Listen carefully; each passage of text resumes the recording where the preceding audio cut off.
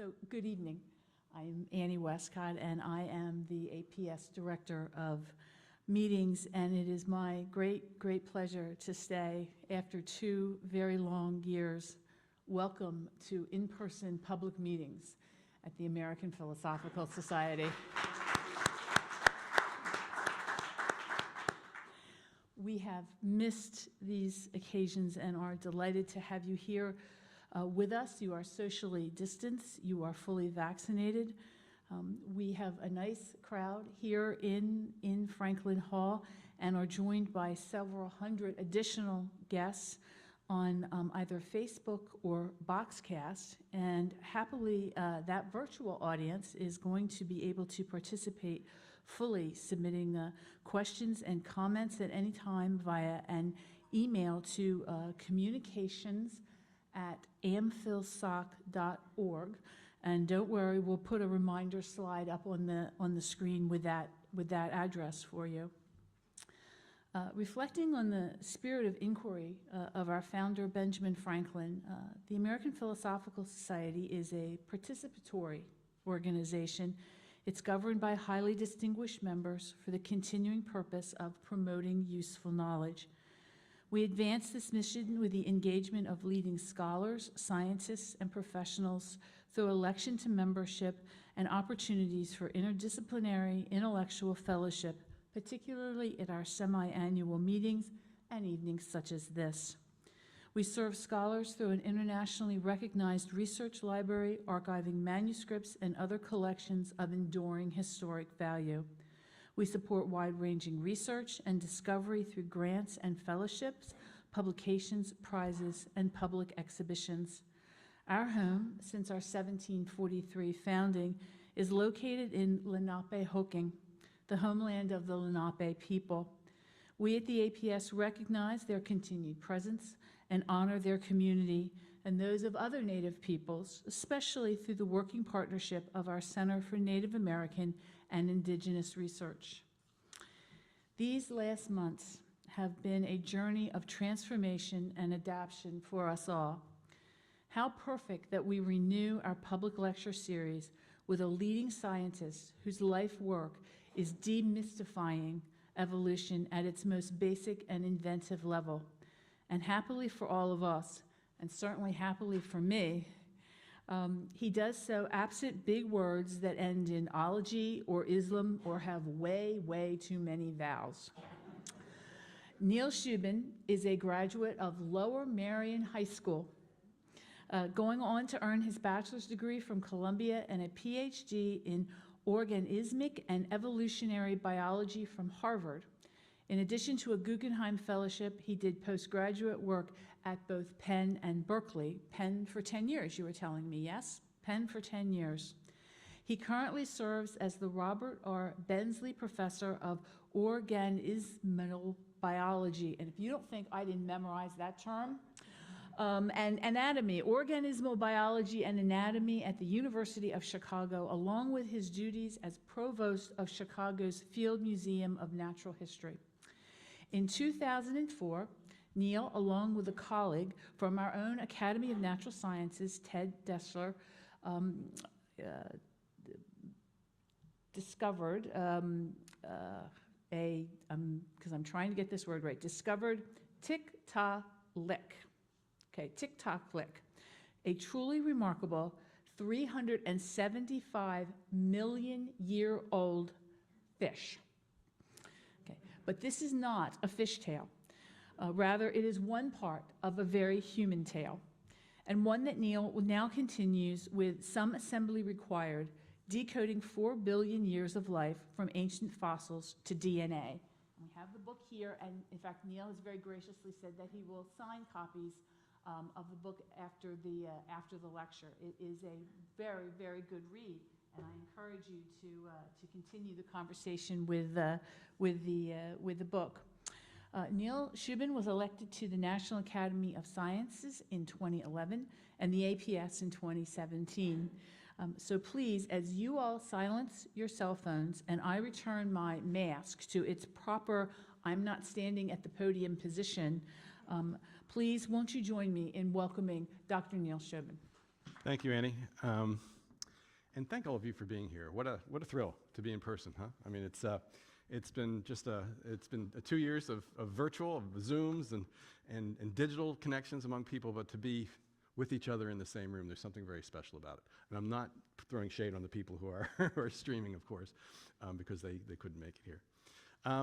It's a delight to be back in Philadelphia, because this is where it all started for me. I was born here, I went to high school here, I was on the faculty of the University of Pennsylvania for 10 years before moving to Chicago. And indeed, one of the discoveries that I'm going to talk about today happened while I was here it began while I was here at Penn working with Ted Deschler at the Academy of Natural Sciences, where I used to do field trips as a kid in school. So what we're here to do is to really talk about some assembly required. And what this is really thinking about, how do the great transformations in evolution happen? How did birds evolve to fly? How did fish evolve to walk? How did animals with trillions of cells in their body come about from single-celled organisms? How did these great transitions in evolution happen? Life has been on this planet for over 3.5 billion years, maybe as long as 4 billion years. And through that time, there have been transformations that have changed the world and life. You know, we have the origin of animals, the origin of plants, the origin of land-living animals with arms and legs, the acquisition of flight, all kinds of diversification in water and evolution in water. These events, how do they happen? And what's amazing is we can know these things that happened hundreds of millions of years ago, if not billions of years ago. These are knowable. And how are they knowable? They're knowable through going out and discovering fossils, which you hear about today. They're knowable through understanding DNA and comparing the DNA of creatures alive today, and sometimes being able to access DNA of extinct creatures. And these give us incredible windows into the diversity of life and how it happens. So I was writing this book to sort of put all that together, right, and doing it for a non-science crowd. And I was trying to think of, how do I summarize a lot of this stuff in the book? And I was reading, just totally randomly, a autobiography of Lillian Hellman, who lived a remarkable life. Hellman was a playwright. She was blacklisted by the House Un-American Activities Committee for her communist stances. She had, as you could see in this picture, she was quite the character, what a hard-living character. But in looking back at her own life, in her own autobiography, she had a quote that applied to her own life, but can equally well apply to 4 billion years of evolution. When she's describing her own life, she said, "Nothing, of course, ever begins when you think it does." And by gum, when I was trying to think of the summary for the book and fossils and DNA, that's it, because nothing ever begins when you think it does in evolution. If you think lungs arose as creatures evolved to walk on land, or feathers arose to help creatures fly as they evolved to fly, you'd be in very good company. You'd also be entirely wrong, and we've known this for over a century. The great inventions in the history of life are almost never associated with the revolution we tend to think they are. The origin of lungs is not associated with the invasion of land by fish, nor is the origin of feathers associated with the origin of flight in birds, and on and on and on. They keep deep into our own bodies. So let me give you a few examples of this. Let's talk about how we find these kinds of fossils, and then how we know what I just told you, and then expand more broadly. This is the slide that launched my research career. I was in a graduate seminar, and I was trying to figure out what I wanted to do for a PhD dissertation. And I was actually overwhelmed at the time, because there's just so much interesting stuff out there, right? And how do I choose one thing to do? So I was in this class. It was about the history of life. It was like the great transformations in the history of life. And the professor each week would talk about a different great transformation. It was like speed dating with some of the great events in the history of evolution. And in one of the early weeks, he showed this slide. And it's a cartoon, a very simplified cartoon, which summarized sort of generally what we knew about the transition from fish to land-living animal about 365 million years ago. Now remember, all life was in the oceans and the seas for billions of years. And then things changed, starting about 400 million years ago as plants evolved on land and later invertebrates. But fish were still on the water. Our distant ancestors were all still in the water. And at some point, life took its first steps on land. So what you see on the top here is a fish, right? It looks like a fish. It's a cartoon of a fossil fish that was found in rocks about 390 million years old. So it's an old fossil fish, okay? But it looks like a fish, right? It has fins and a conical head, all that good stuff. What you see on the bottom is a cartoon of an early land-living animal. And it's a cartoon of a fossil of an early land-living animal. This is a creature from Greenland rocks in Greenland, in rocks about 365 million years old. Okay, and there's other fossils known, but this cartoon sort of boiled it down to sort of 2, just for to make it easy for education and seminars. But so 390 million years ago, you had this fish, and then sometime around 365 million years ago, you had early land-living animals. So sometime in this window of time, you had a great transformation. Now, I remember looking at this slide and saying to myself, this is a first-class scientific problem. How did fish evolve to walk on land? Because if you think about the endpoints, it just seems so impossible, right? I mean, almost everything's different. Fish live in water. They reproduce in water. They locomote in water. They feed in water. Water, water, water, right? It has its own ecology. And these land-living creatures, obviously, it's an entirely different physical and chemical environment. They need all kinds of inventions to be able to do this. So much seems to need to happen for fish to evolve to walk on land. And so I set off as a graduate student. I was thinking, well, I was training to be a paleontologist at the time. Since then, I'm still a paleontologist, but I've worked in molecular biology, which is what the book's about. So I was off to be a paleontologist, and I was asking myself, well, how do you find an intermediate? How do you find, say, a flat-headed fish with fins with arm bones inside? Some intermediate here. And I was training to be a paleontologist, and I was learning the playbook of paleontology, which is essentially this. If you want to find, say, a fossil that bridges one of these transitions, okay, what you do is you look for places in the world that have 3 things. And this is it in a nutshell. In principle, this is it. It gets a lot more complex in execution. But in principle, you look for the places in the world that have 3 things. You look for places in the world that have rocks of the right age to answer the question you're interested in. Remember I told you 390 million years old was the fish on top. The earliest land-living animals at that time were 365 million years old. So you want to be in this window of time, 390 to 365, somewhere in there. We're always building on previous discoveries. And that's a time period called the late Devonian. Right? So I knew I wanted to find rocks of the late Devonian first. The second is you look for places in the world that not only have the right age rocks, but places in the world that have rocks of the right type to preserve fossils. Not every kind of rock is going to hold fossils, right? Some are volcanic. That's why we don't work in Hawaii. I'd love to work in Hawaii, but they're all volcanic rocks there. They're not going to hold fossils. Or metamorphic rocks, which they're submitted to high pressures and temperatures because they're deep in the earth. You'll look for sedimentary rocks, which are formed in the right environments that these animals lived in. So in this case, I wanted rocks that were formed in ancient rivers, streams, nearshore environments, that sort of thing. Plus rocks that would preserve fossils, right? If they're formed under gentle circumstances. Finally, the third variable is it does me no good if my wonderful rocks, the right age and the right type, are buried 12 miles underground, right? They have to be exposed to the surface, right? So access, exposure. So now you have the toolkit. That's the secret sauce, right? That's ingredient X, right? Rocks of the right age, rocks of the right type, rocks that are exposed to the surface. You apply those filters to rocks around the world, and then you have candidate places to work as a paleontologist.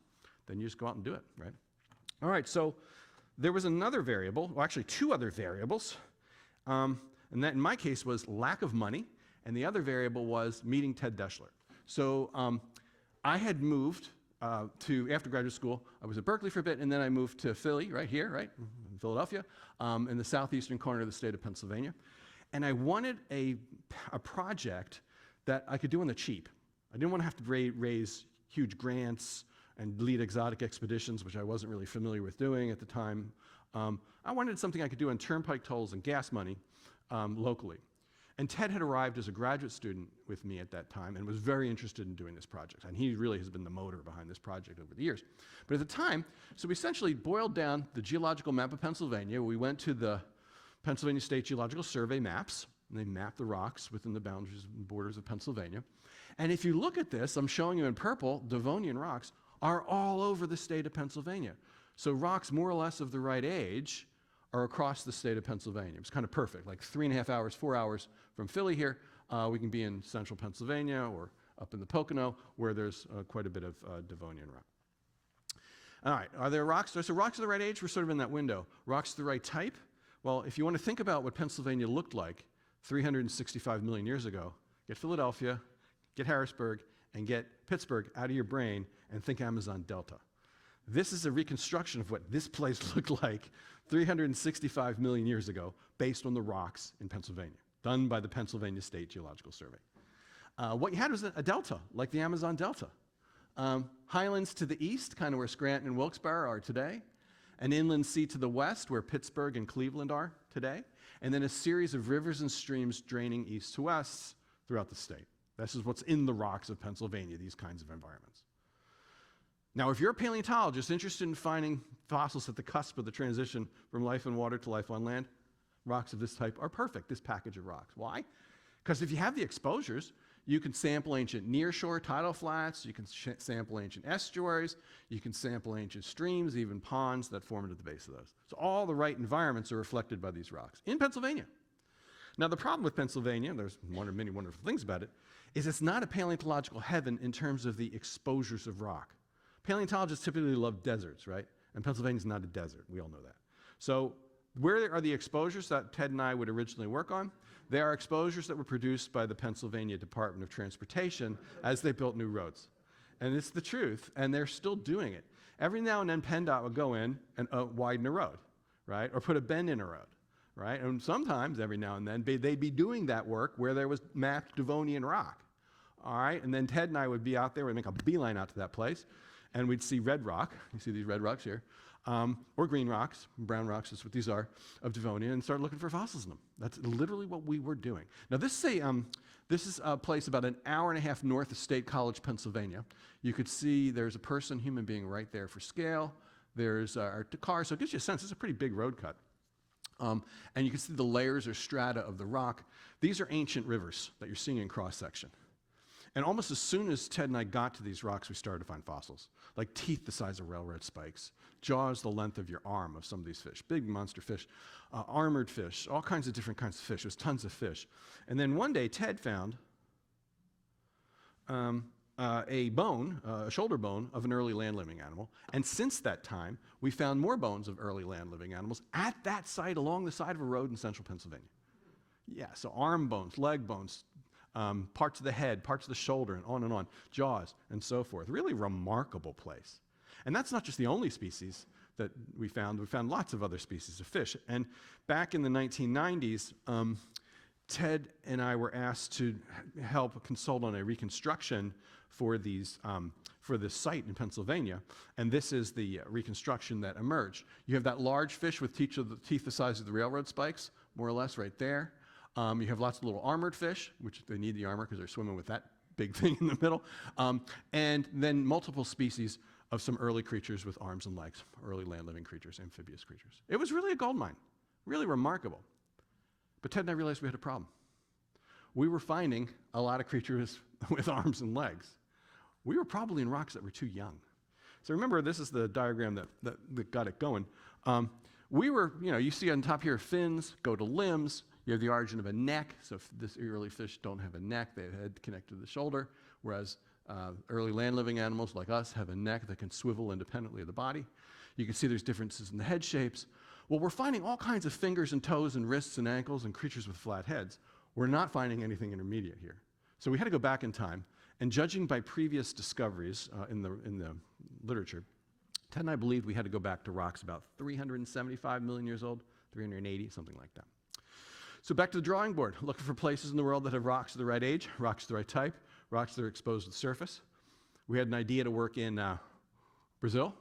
We had another idea to work in the American West, and everything changed. In my office on 38th and Spruce in the late 1990s, Ted and I were having a debate, and to settle the debate, I pulled out a college geology textbook. This is pre-plate tectonics, for those of you who know geology. It gives you how old the textbook was. But then found a diagram in here which launched 13 years of paleontological work. So we settled the debate. We're going through the book, just chewing the fat, and bam, here's this diagram that told us where to work. Now, in a preliminary form, but it had some references in there that led us elsewhere. So what you have is this diagram, beautiful diagram, and you see it says Upper Devonian Sedimentary Facies, which is, again, rocks of the right age, and they're sedimentary rocks, right? So now we're in the ball game, for rocks of the right type. You ever see it's a map in North America, well, there's Central America down here, United States, Canada, and then superimposed on that map is an interpretation of the environments that the Devonian rocks formed in. Okay, so by the standard of this diagram, the western part of North America has Devonian rocks that were formed in ancient oceans. Don't want to work there, middle of an ocean. That's not where this transition is going to happen. But these authors identify 3 regions I'm showing in red that contain rocks formed in ancient rivers and streams, ancient delta systems. The first one, yeah, well, been there, done that. I know that. That's the Catskill rocks. That's where Ted, and that's what I just showed you, right? That's where Ted and I were working. So that sort of confirmed that these guys kind of knew what they were talking about. The next is, been there, done that too. I hadn't done it, but this up here in East Greenland, remember that cartoon I've been showing you, that early limbed animal? That's from East Greenland in rocks 365 million years old, discovered by Danish teams working and Swedish teams working in East Greenland in the 20s and 30s. I think you see where I'm going. Extending 1,500 kilometers east to west is unexplored Devonian age rock called the Fram Formation, named after one of the most famous exploration vessels of all time. It's of an age that's older than the Catskill or Greenland. It's about 10 to 15 million years older. So here we have rocks that were almost identical to the ones that we were working in Pennsylvania, but 10 to 15 million years older, which is exactly what we wanted. That's what you do. So I should say, it's a funny story. We had a Chinese food restaurant just closed, Beijing, which is on 38th and Spruce. Ted and I went there after this all happened, because it was one morning in like 1997, and I had a fortune cookie. Literally, it said, "Soon we'll be at the top of the world." I'm like, that was a little weird, but that's what happened. It took me about 2 years to get to the top of the world, but this is kind of what it was. So you're looking at, on the upper left, this is Nunavut territory here. You can see the flag of Nunavut, and you can see superimposed over the Canadian Arctic islands in red here is where the Devonian age rocks formed in ancient rivers and streams, or the delta systems, were exposed to the surface. So if it's not covered by ice, that's what you got. It's perfect.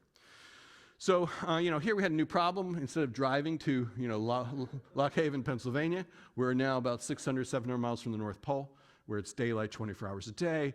Logistics become part of the show here, right? You don't just drive to the site. So, we get around with bush planes, which can land directly on the tundra with giant balloon tires. We're beyond the tank of gas of a helicopter, so these planes will bring in food and fuel, and then the helicopters can ferry us to more remote sites. And so it's a lot of logistics doing this. And the other piece, really, one of the main reasons I'm showing this is, we can't bring everything we find home. These things have very strict weight limits. And fossils are rocks, they're heavy. So we have to make these decisions in the field about what's coming and what's staying. That's not always easy. In fact, it's often very fraught. All right, so we had a number of seasons, just to give you a sense of what my laboratory in the summer looks like. There's a kitchen tent, there's our personal tents, and you can see in the distance here, all these rocks here. These rocks are Devonian age rocks, formed in ancient rivers and streams. Okay, so that's what we do. We go here, we go around the fjord, or behind us, we're a series of rocks, and then scramble up and down the rocks looking for bones at the surface. We found one layer, actually a Penn undergraduate at the time who was with us, Jason Downs, found a layer. Which we then worked a bit. It was a layer that contained hundreds of fossil skeletons of fish piled one on top of the other. And it's this layer here. We opened it up as a whole. This is what it looked like in 2006. Campus around the bend here. But these are all the Devonian rocks. And it's a layer that had, we were just collecting lots of bones, but nothing really. It took us about a summer or two to work at before we found what we were looking for. And this was it. This is the big discovery. This colleague here, Steve Gates, who's now at Brown, pulled a rock from right here. And he said, "Hey guys, what's this?" And as soon as we ran over to this, we knew we had found what we were looking for. Because what it is there's an upside down jaw. You can see one bone there, another bone there. There are some teeth, which you can't see in there. But the snout is on the other side. But when I saw it, it's a snout of a fish, because it had the bony architecture of a fish. But it was flat-headed fish. Remember I told you flat head was a big deal here? Here I had a flat head staring right at me. I knew we had a really good chance of finding what we were looking for. We were jumping up and down. So it basically comes home, you pedestal this thing out, gets covered by plaster. When we removed this, we found 2 more specimens of that year. And we've since found a number more. Comes home on the basis of that's the spot right there, the kitchen missed right there. You're probably thinking I'm crazy, but it'll make sense to you in a second. Comes home to Philadelphia and Chicago. And the first part of its journey is in the sling underneath the helicopter. That's why we wrap it in plaster and urethane. And then it came back here. This specimen came back to Philadelphia, where the preparator, named Fred Mullison at the Academy of Natural Sciences, worked preparing this with removing the rock grain by grain. Here's the specimen after several months of Fred's work. Boom, look at it. Start to see, look, it's the top of a skull. There you have one orbiter eye hole. There's another orbiter eye hole. A few more months go by. Look at it. Flat head, eyes on top. There's one shoulder. There's another shoulder. Looks like it has a neck. Fish can have necks. Looks like we scored, right? So this was happening in 2005, 2005. We found it in 2004. We were working on it in 2005 in the lab. There are a lot of people saying there are no transitional fossils in the fossil record. And here we have, there's a fish on top, limbed animal on the bottom. We went to places in the world that had rocks of the right type, rocks of the right age, rocks that were exposed, and this is the fish, Tiktaalik rosea, which you heard about. Oh, and I brought a cast of the skull here. This is so this gives you a general sense of scale of the thing. So it's about 4 feet long. Now, to give you a sense of this diagram, just to show you how you train your eye when you're a paleontologist. See where that arrow is? It's this V right here in the rock, like that. See? And then I saw this front of the skull, and I knew we were in the game. All right. I love telling that story. Anyway, so Tiktaalik is like a lobe-fin fish. It has fins, it has scales, it has primitive jaws, has a lot of other fishy sort of things, and it has gills. Like a land-living animal, has lungs, and I'll tell you about that in a second. Has a neck, has wrists, and the fin has a flat head, expanded ribs, you name it. So now we can study this with all kinds of new technology. We can CT scan it, so we can see the bones inside. This is just the body of Tiktaalik, even without the head. Just new ways of visualizing things with using high-energy CT scanners. And down here, there's the fin. We can also model the head. But there's the fin, has a humerus, has a ulna, has a radius, has what's known as a proximal carpal joint and a distal carpal joint, versions of the wrist. So all in a fin. So it's really remarkable. So Tiktaalik is a fish right at the cusp of the transition from life in water to life on land. We now have other ones that have been found elsewhere in the world, from Quebec, from Latvia, one potentially from Russia. And what it is, it's a creature with lungs and gills, and I'll show you why in a second, with fins with arm bones inside, with a neck. It had already most of the inventions that creatures live to walk on land, yet fish were already revealing these things. So the take-home message of Tiktaalik and other fish, which I haven't showed you yet, is that many of the inventions that creatures needed to walk on land were already present in fish living in aquatic ecosystems. So when tetrapods, limbed animals, took their first steps, they didn't need to really invent anything new. Fish were already using versions of these inventions to make life in streams, swamps, and shallow freshwater ecosystems. Really remarkable. So where did lungs come from?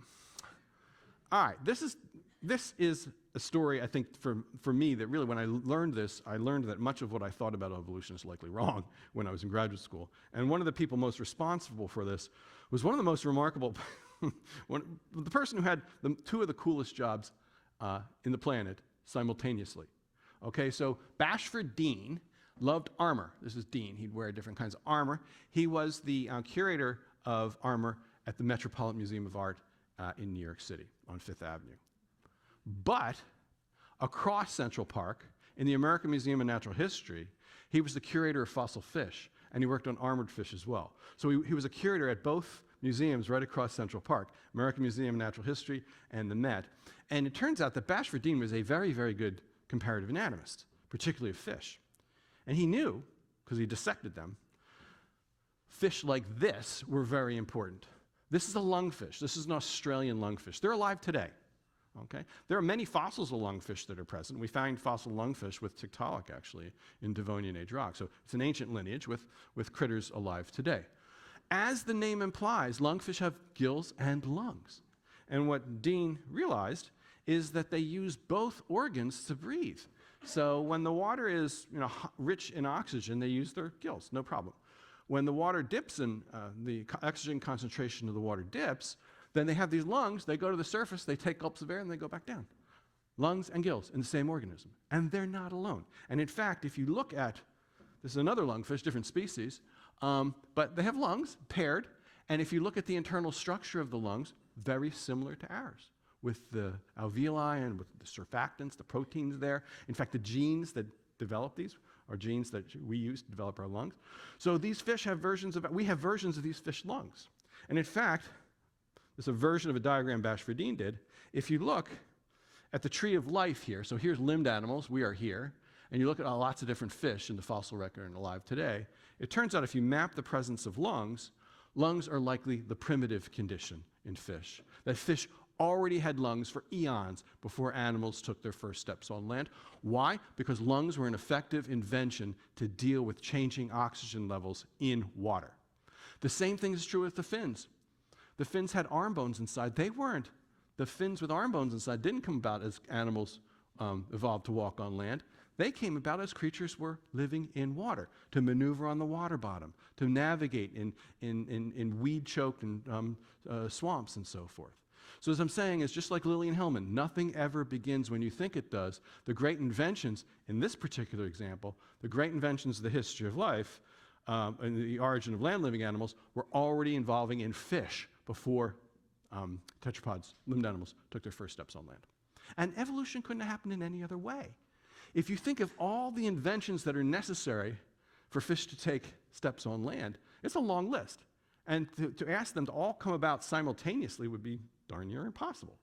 So that's why having repurposing, which is one of the biggest ways that inventions come about in the history of life, is really important. Repurposing inventions that evolved in one setting for use in another. Repurposed inventions are antecedents for innovation. That's essentially it. So that's why nothing, of course, ever begins when you think it does, is so sage. But this is not just some esoteric idea that applies to, a fish evolving to walk on land. It applies to pretty much every great transition in the history of life. Look at birds. Here's beautiful mandarin duck, right? Birds, they can fly. And why? They have feathers. They have high metabolic rates, warm-bloodedness. They have a specialization in their bones, hollow bones. They have wings and so forth. Guess what? Virtually all those inventions we see not evolving in birds as they took flight, but we see them evolving in dinosaurs before birds ever took to the air. Used for living for life on land.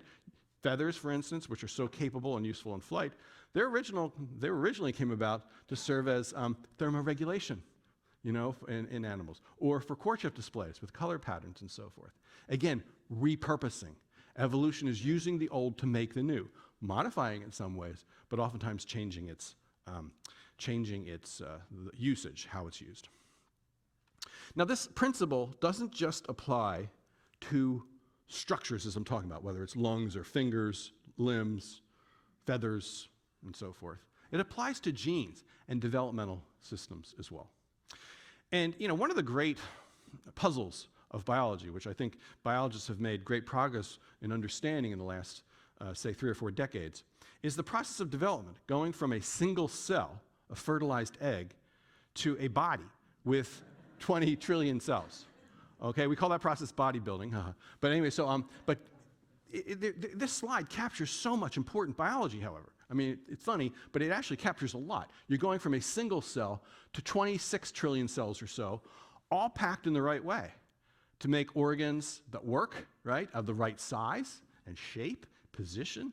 That's an exquisite problem to understand, that how the information that's inside this single cell becomes this creature's body with its own cells. So that's the process of development. Now, when you think about how this happens, there's essentially DNA and proteins inside the egg. There's essentially a DNA recipe that unfolds over time in the egg that interacts with the environment to build a body. What science has made a big headway in understanding is what that DNA recipe is, how those genes are turned on and off, how that DNA is active in the egg to build a body with multiple cells, to make multiple cells that all look different from one another and packed in the right place. And in fact, the biggest breakthroughs that help us understand that didn't happen in people, didn't happen in fish, didn't happen in frogs, they happen in fruit flies, of all things. And it's really a remarkable story, and I want to tell a little bit of it because it just shows how not only has evolution happened by repurposing, but kind of repurposing happens in the history of science too, where ideas developed in one place are redeployed in a new one. It's repurposing everywhere once you start to see it.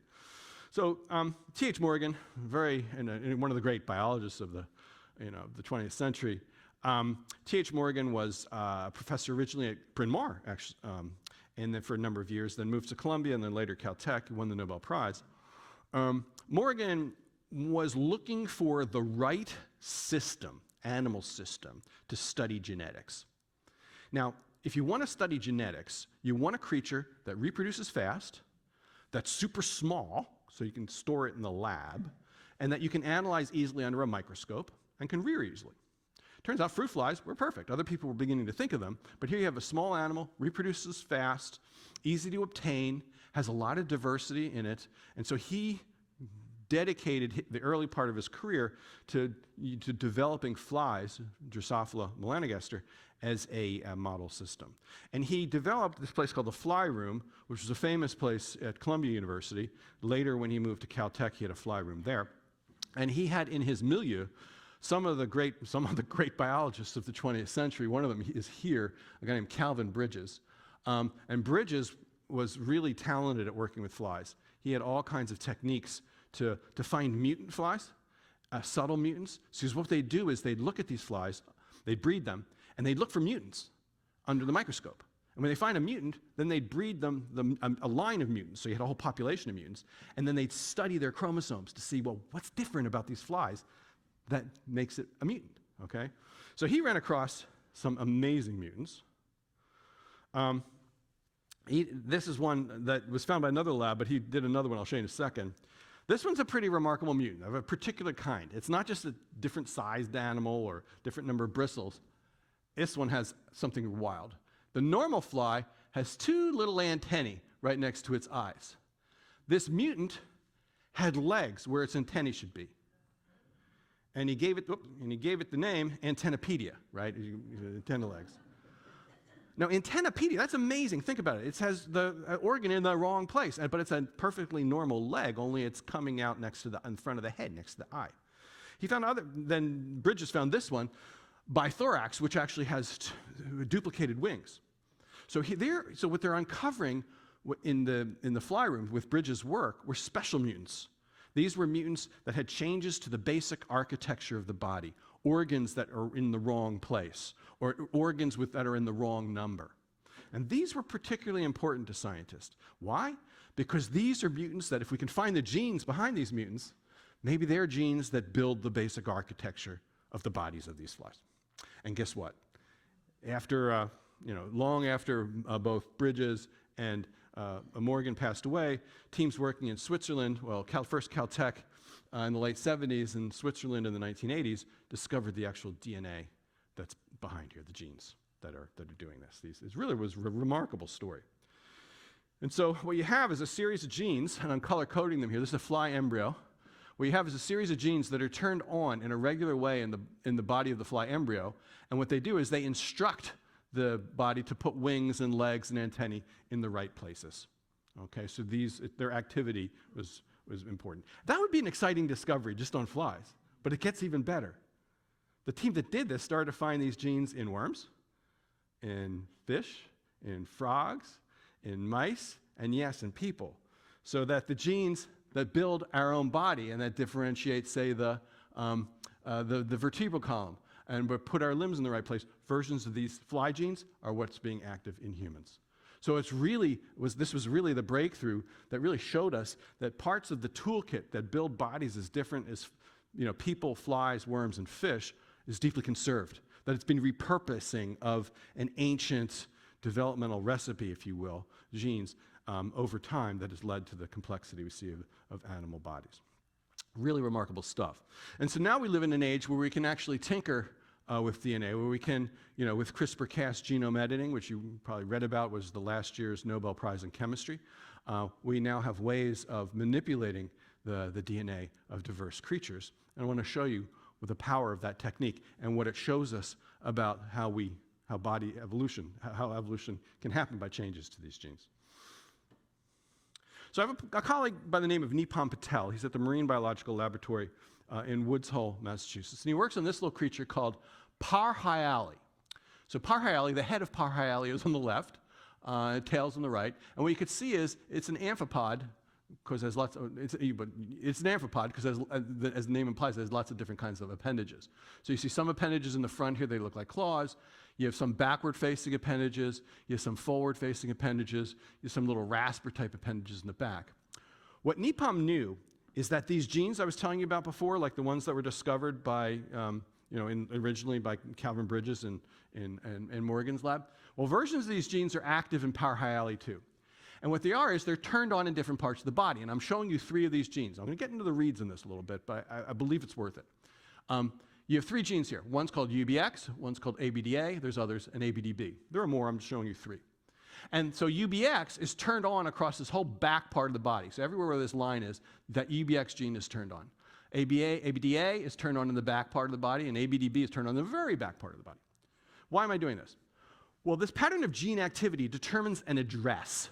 So there's a region of the Parahyali's body, which only has activity of this gene UBX. There's a region of this Parahyali's body that has the activity of 2 genes, ABDA and UBX.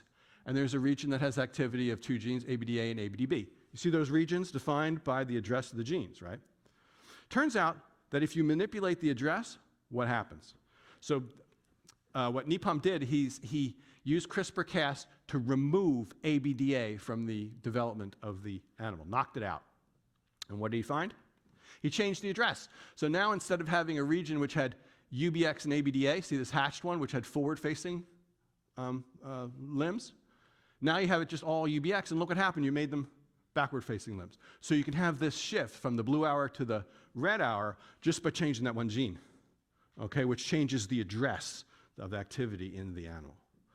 Now that alone would be really amazing, but we have versions of these genes too in our body. And you know what they're doing? They're determining the identity of different vertebrae. I'm not going to show you experiments on humans. I'm going to show you experiments in mice. So here's a mouse, a cute little mouse there, and let's look at the vertebrae in the tail region, okay? Now we're not going to talk about ABD or UBX. We're going to talk about genes called HOX, H-O-X, and there are two of them here, HOX10 and HOX11. Look here at the blow-up. This is going to be very similar to the Parahyali diagram I showed you before. You see you have in the wild type, or the normal mouse, what you have is lumbar vertebrae, sacral vertebrae, and tail vertebrae. And what you have is an address, a genetic address. This gene HOX10 is turned on, where it's turned on, you make lumbar vertebrae. Where this gene HOX10 and HOX11 are turned on, where this darker box is, you make a different kind of vertebra, the sacral vertebra, where that red arrow pulls. Are you with me?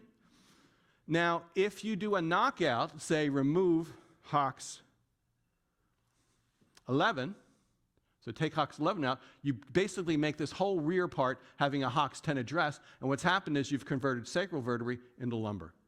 Make it all lumbar. So a tweak of a gene that's homologous or similar, a version of one that's present in flies, which affects the position of the limbs, does a similar thing to the vertebral column of mice.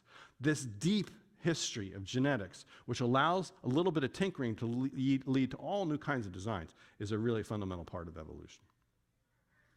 So when we think about DNA, and this is where I'll close today and I'll take questions.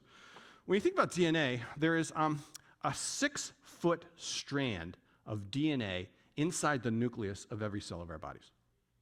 When you think about that, we have 25 million cells, something like that in our body, give or take a few trillion. And there's a 6-foot strand of DNA in there. If I took the DNA of anybody's body in here, stretched it out, all 6 feet of it, and laid it out end to end from every cell, all 26 trillion strands, it would go from here to Pluto. That's how much genetic information is packed inside our bodies. It's enormous. Now, DNA does not function as you think it does. Only 2% of our entire genome are actually our genes that code for proteins. The rest is all sorts of other stuff. And we're beginning to learn what that other stuff does. It's called by some people the dark matter of the genome. And it's actually involved in some of it in controlling when and where genes are turned on, but there's a lot of other stuff in there. And one of the interesting stories of this relates to this colleague, Jason Shepard. He made what I think is a really remarkable discovery. So Jason is not an evolutionary biologist. He's interested in behavior. He's interested in memory in particular. He studies the genes that are involved in our ability to make memories and what they're active, okay? So he's actually spent most of his life thinking about one particular gene that's involved in making memories called ARC. And the reason why is that humans that have a mutation in ARC or mice that have a mutation of ARC have cognitive challenges, but also problems with memory. So mice, for instance, that have a mutation in ARC can solve a puzzle, can solve a maze, but they can't remember that solution the next day, unlike mice that have normal ARC. So it's clearly a gene that's involved in some way in making memories. So he is a biochemist, physiologist, and what he did is he isolated ARC. ARC. And this is an electron micrograph of ARC. I'll give you it's about a micron is about the length of one of these little capsules. And you notice that ARC, when you isolate it in a tube, it's a protein. He isolated it in a tube, and he found it formed these little globules. See these little globules all here? This is ARC. When you isolate it, it forms globules. And he looked at these globules, and I'm sorry, the scale doesn't show here. It's 100 nanometers. It's about, I'm sorry, 100. Yeah, nanometers is right here. It's really tiny. Anyway, when you isolate ARC, it forms these globules. And he said, I've seen these globules before. He was sure he saw them before. So he called colleagues. He's in a medical school at the University of Utah. He called colleagues in the building next door who were in the virology department. They work on HIV, the virus that causes AIDS. And he showed this to them, and he said, what do you think it is? And they said, oh, that's HIV, of course, the virus that causes AIDS. Sorry, it's ARC, it's a memory gene. This is a picture of HIV protein that's been, the virus that's been purified, and it looks identical to ARC. And in fact, the sequences are similar. In fact, if you look at the genetic structure of ARC, it's a modified virus. So the hypothesis goes that somewhere in the distant past, and they look at different creatures, they came up with the notion that pretty much at the origin of land-living animals, there was a viral invasion of the genome. The genome entered the virus entered the genome. Some viruses enter genomes, some don't. COVID-19, the SARS-CoV-2, the virus that causes coronavirus, does not enter the genome. But some viruses do.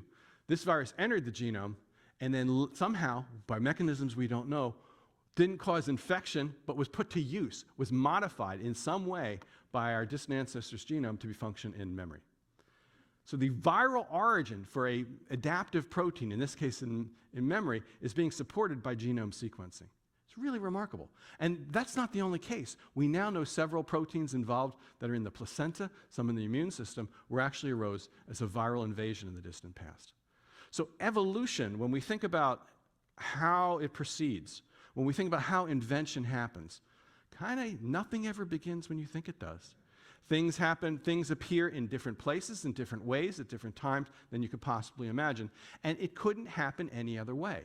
Because when you think about what tinkering can do, a little bit of tinkering of something that's ancient, just modifying it ever so slightly, using the old to make the new, or taking or stealing something, in the case of a virus, or domesticating it is what they call in the virus, can lead to new inventions. So it's a really remarkable thing, because the more we study evolution, the more we see ourselves in a different light. I like to think that as we discover cures to everything that ails us, from Alzheimer's to different cancers, that the breakthroughs that will extend and enrich our lives will in some way be based on flies, worms, jellyfish, corn, and other creatures. I can't imagine a more powerful or more beautiful statement on the importance and beauty of evolution than that. Thank you very much.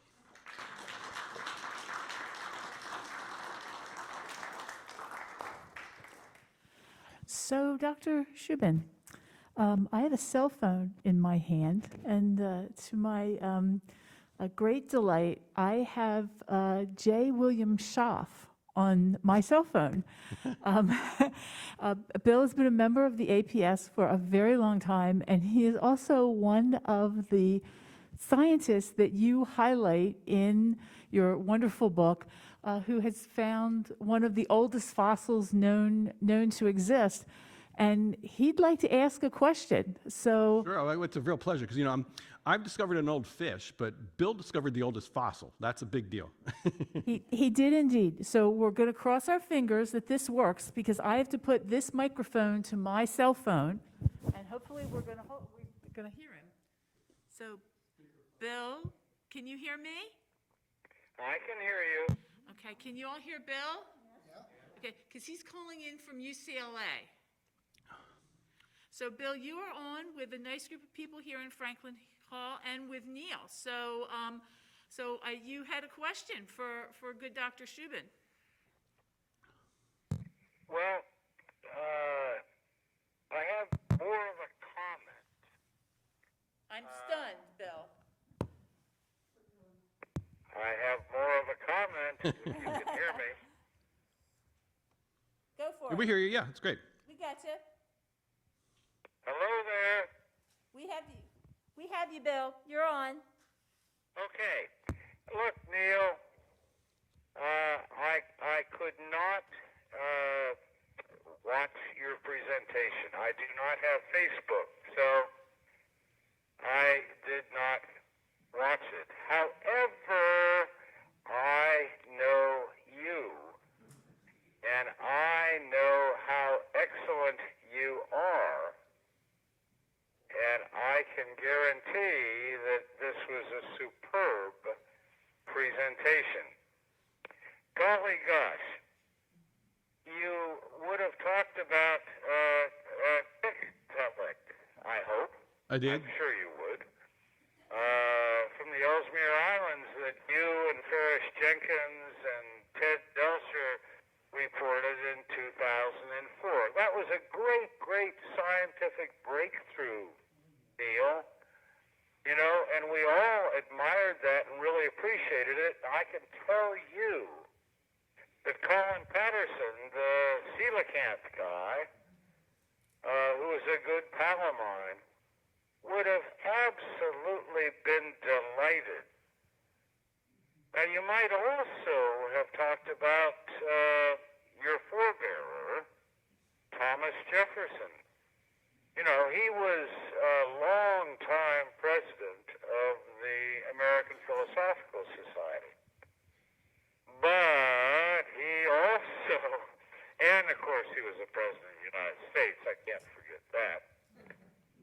But he is the guy who founded vertebrate paleontology, the stuff you do in North America. You know all that.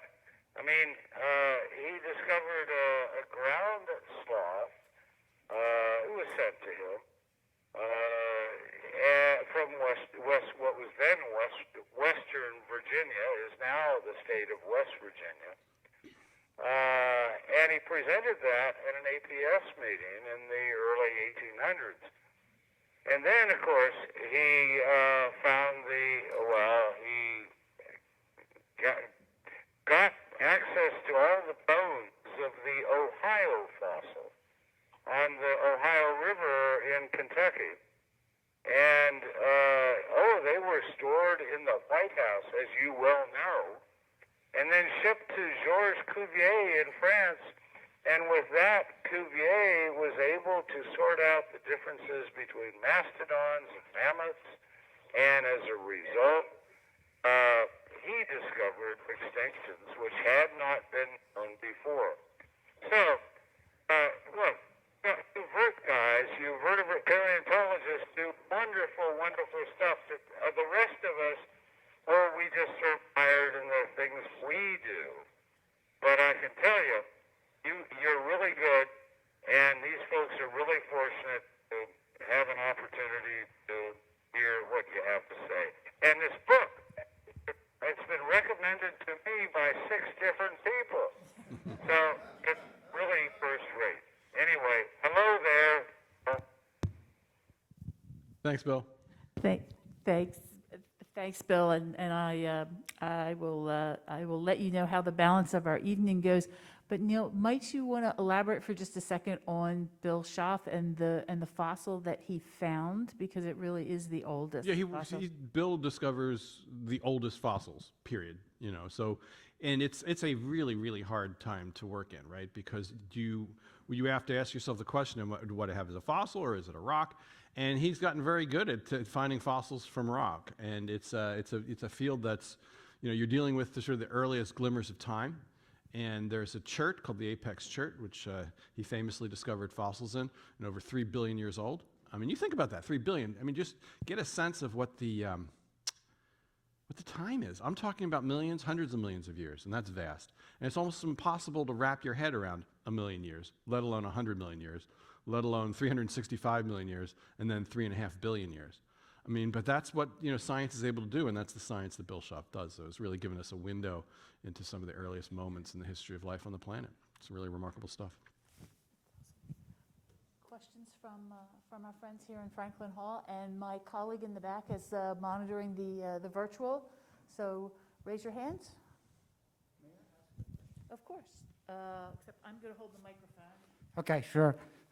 This is a bit of an autistic question. So the mutations that lead evolution appear to be statistical probability. Is there a subspecialty in your field trying to predict the mutations? Yeah, I mean, so there are hot spots in the genome. So there are certain mutations that are more likely than others, right? And in understanding, as you understand the structure of the genome, you can begin to see hot spots in the genome, which are more likely to produce certain kinds of mutations than others, most certainly.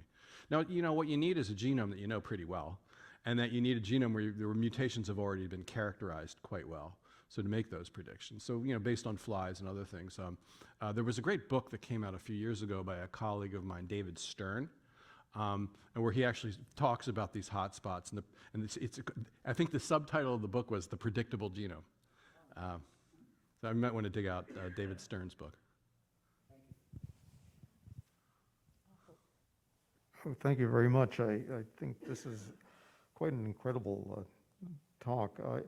I got to thinking about bats and the fact that bats have evolved to having immunity to different viral entities that are very, shall we say, difficult for the two-legged mammals ourselves to be able to deal with. And can you explain a little bit of what it is about the bats that have evolved that they are actually able to tolerate many of these potentially fatal viruses? You asked a question I'd love to be able to answer, but it's pretty far beyond my expertise. I'm a fish guy, so we tend to specialize. So now you're seeing the results of that specialization. I really can't answer that with any authority, I'm afraid. Yes, my question is probably not too complicated. In you describing that one scientist who was looking at the fruit flies and the mutations, and you had a double-winged fly, what happens to that mutation once it's? Does that mutation continue on, or does it? If it's not functional, does it just drop away and become extinct? No, they keep the mutations going in the lab as a colony, breeding with one another. So you can keep it going, but they're not in the wild. It's only in the laboratory setting that you can keep some of these mutations going. Now, a number of the important mutations that you see are actually lethal. That is, what happens is the creature will develop. You'll see structures, and then it might die or might not reproduce. So some of these are lethal. Some of these are sterile. So you just have to keep breeding them to breed them true. Would the mutation continue as long as the lab kept promoting it? It can. Some of these, yes.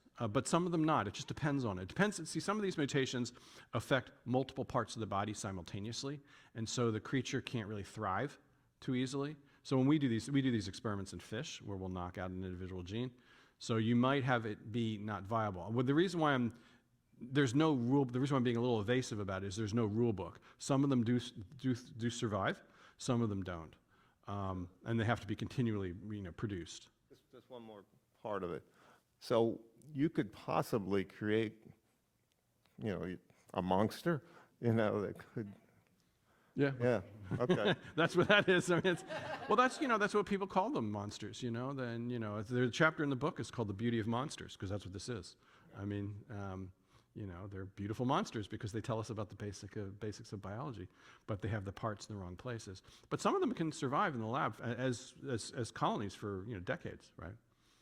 That's why these were so effective, because they were able to keep these things going, and then be able to a point where when molecular biology came about. Remember, when they found these, there was no molecular biology, but when we knew about DNA and knew how to analyze DNA, all of a sudden these flies gained new relevance. Could you just say how you can trace from a higher abstract function like memory back to a single gene It's not as a... Oh, no, I'm not saying that at all. No, I wouldn't do that. That would be, no, something like memory is any interesting trait has many genes behind it. And even, like height, I mean, intelligence, these are things that are, and not only is it just the genes, it's the environment too. So there's a gene by environment. No, these are hugely complicated. But ARC is a gene that's important in the memory pathway. But it's not the only gene. No, goodness, no, that's not what I meant to. If that was how you interpreted it, that was not how I meant it. No, it wasn't how I interpreted it. I just wondered how you ever uncover a single gene in that pathway. In this case, it's the analysis of mutants is kind of the thing. So basically, when you see a mutant gene and you see there's a specific memory deficit, then you make the hypothesis that this gene is somehow involved in memory.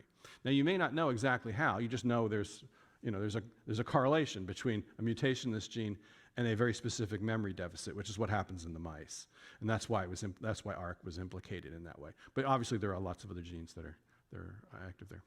But that's how that was through the mutation analysis. Hi. I think you said that evolution would have happened in that way, and it would happen again that same way. My question is, if you had, was Tiktaalik inevitable? Oh, that's an Would interesting that have question. Was it happened? inevitable? Certain things about evolution are inevitable. Certain things are more contingent. So let me just put it this way. If you have a flying creature, it's inevitable that they're going to have some sort of wing-like structure or some sort of foil. Right? So there's certain things that are physical or chemical necessities that creatures need to have, and their origin is inevitable to some extent if those animals are going to do the function. But there are certain areas that are contingent, like how they're going to get there in an evolutionary pathway depends on eons of climate change, which has its own contingencies, or asteroid impacts, or various climates and so forth. So, when we think about evolution and the relationship between inevitability and chance, which is what your question is getting at, I like to think of it as loaded dice. That is, it's still dice. There's still still some randomness in there, but the die are loaded towards certain outcomes, such that over long periods of time, those outcomes may become in some ways inevitable, but there's definitely a tilting of the scale. There's a question earlier about mutation and its predictability. There are certain things that are more likely than others to happen in evolution because of the structure of the genome. Certain types of variation are more likely than others. Certain pathways of evolution are more likely than others. So it's not totally random. So again, think loaded dice is the way to.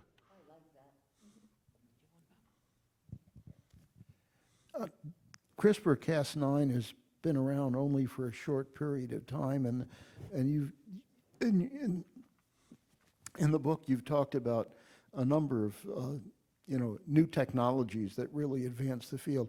I wonder if you'd be willing to speculate a little bit about what's going to happen next. Oh, well, I could tell you one thing. If we were to all take a time machine, all of us, and say, come back in 5,000 years, not 10,000 years, let's give 10,000 years. We get out of there and we look to see what's going around here. Are there people? Yes, I think there'll be people. Is there a habitable planet? I like to think so. What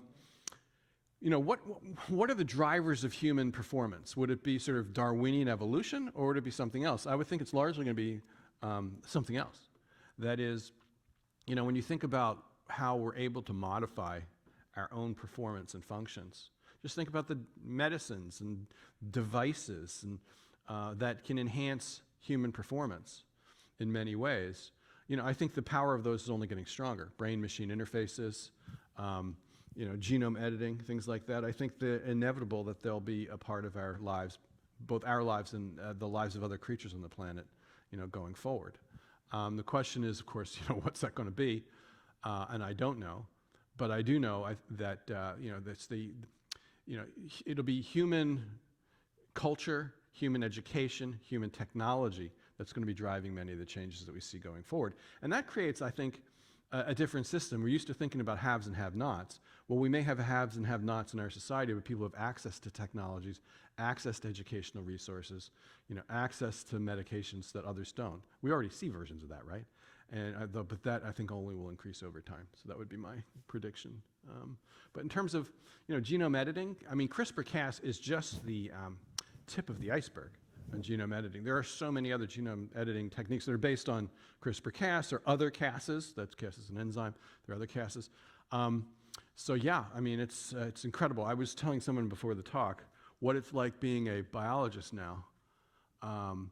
The technologies are changing so fast, it's kind of hard to keep up. Like, I may start an experiment in my lab, with a technology that, was so 5 years ago, and it's just completely replaced by something that happened just in the last 6 months, And that's with advances in genome sequencing, advances in computation, advances in imaging.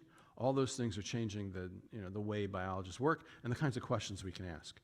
We've gotten very good as biologists at collecting data. We're not too good at putting it all together in great ideas. I mean, but I think that's kind of, our ability to collect data is vastly outstripped our ability to make sense of it sometimes. And I think that's kind of, that's the frontier for us now, is putting it all together. We have great parts lists of bodies. I can tell you every gene that's active in most of the cells of our bodies. I can't tell you that. I can show you where, I can find a paper that has all that, or a database. But what they're doing, how they interact to build, a pinky versus a thumb, that kind of thing is, we're still a long way from that, but we're getting closer. Neil, thank you so much.